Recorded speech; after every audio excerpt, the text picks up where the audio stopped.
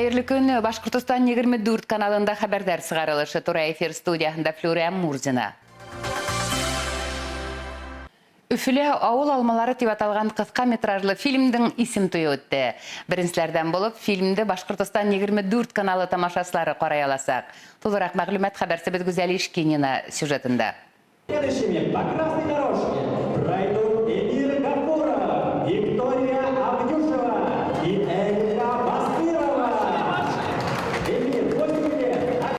Эмир Гафуров иңгәш актерларның бере кинола беренче тапкыр төшүенә карамастан югалып калмай, режиссерның һәр әйткәнен yerine yetkirib башкара. Этот фильм доказывает всем, что за экранами наших гаджетов есть много ценностей. Например, человеческое общение не заменит никакие соцсети и тиктоки. Спасибо тем всем, которые участвовали в этом фильме и дали возможность мне сняться в нем. Нефтекама калаһындагы күп катлы йорттар майданы кино төшерү урынына әйләнә. Сценарий заман балалары менән 60-нчы еллардагы балаларды сагыштыруга корылган. Но легкости там мало было. Я одевала одежду деревенскую. Первый раз снималась. Это очень интересно и очень весело. Мне это очень нравится, я в роли деревенской девочки. Ну, это чуть-чуть сложно, но мы справляемся. Не так легко, но мы справились и стали одной дружной семьей. Ну, не очень. Там надо работать, ну там непросто. Очень непросто работать. Мне понравилось, как мы были в коровнике и смотрели, как дают корову. Миңа бик акшаны бу фильм. Мин бик шат. Нефтекама мәктәпләренең берһендә эшләүсе ике әхирәт Регина Әһәҙуллина менән Регина Гали Әкбәрованың гаджеттар балаларга уларның зыяны хакында фильм төшерү күптәнге хыялы була. Я благодарю Марата Абдюшева, нашего режиссера, за то, что он помог нам создать этот фильм, потому что идею мы очень давно вынашивали эту. Я благодарю также всю съемочную команду и также детей актеров, которые согласились, помогли нам создать такую хорошую картину.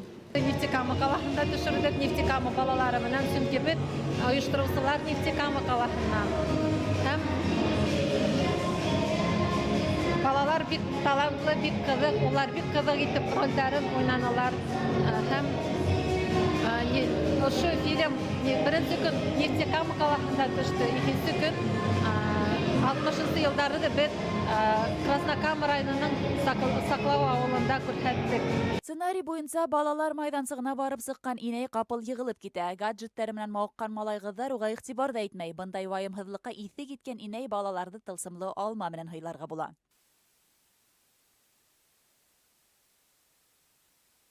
Фильмдың һәр өлешенә махсус көйдә языла. Кино бакыры башлаганчан анда бит әбикиле алмалар күтәргән бит инде. Шундай мәйтәм бала чагалар кирип киткәннәр барса телефонга чумганнар бит инде. Мәйтәм какой-то между трагедией и сочувствием дигән шундыйрак характер белән булдым инде. Әби егылып китә менә шул әбинең сочувствие к бабушке должно быть менә бала чаганың, потому что они равнодушные. Хәзер бит бала чага шундай, алар бит по-другому мыслят. Без үскән вакытта ул икенчерәк иденчектер. Шуның өчен һәрбер нигә карап үзем переживать итәргә тырыштым инде. Очень актуальна вот эта проблема с этими гаджетами. Эти все телефоны, планшеты, все погрузились дети в них, ушли полностью. То есть того детства уже нету, они мимо проходят всего интересного. Поэтому мы с удовольствием раскрыли эту тему. Вот, я надеюсь, мы достучимся до детишек, чтобы они все же другой жизнью, той настоящей зажили, а не этой электронной, искусственной, так сказать. Мы показали, в принципе, в нашем коротком метре то, что гаджеты нужны, но они нужны для того, чтобы для помощи, то есть для реализации каких-то там учебных дел, то есть, но не проводить там постоянное время. Это бич нашего времени. Кыска метражлы фильмдың исем туе 20 быйыл кескәйдәр өчен төрле конкурслар белән үрелеп барды.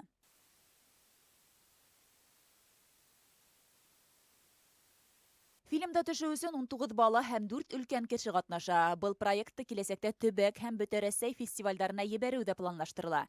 Тиздән фильм Башкортстан 24 телеканалында ла күрһәтеләчәк. Гүзәл Ишкинина, Александр Соболев, Хәбәрдар, Башкортстан. Хәбәрдар сыгарылышы тамам. Һеҙгә хәйерле көн теләп хушлашам. Һау булыгыз.